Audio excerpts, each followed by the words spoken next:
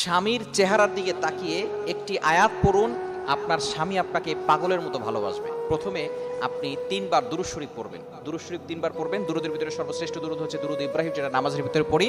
এই দুরূদটি পড়বেন।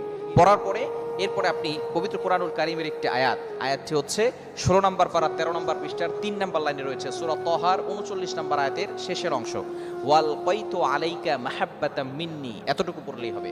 এতটুকু আপনি 11 বার পড়বেন। যখন পড়বেন তখন আপনার স্বামীর চেহারার দিকে তাকাবেন, অথবা কোনো স্বামী যদি তার স্ত্রীকে বাধ্য করতে চায়, স্ত্রীকে তার প্রতি আকৃষ্ট করতে চায়, তাহলে তার চেহারার দিকে তাকিয়ে 11 বার পড়বে। পড়ার পরে আবারও 3 বার দুরূদ শরীফ পড়বে।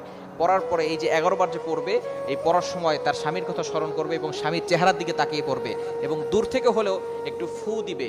ইনশাআল্লাহ যাকে বাধ্য করতে চাচ্ছে, আকৃষ্ট করতে চাচ্ছে, সে তার প্রতি আকৃষ্ট হবে এবং তাকে পাগলের মতো ভালোবাসা শুরু করবে।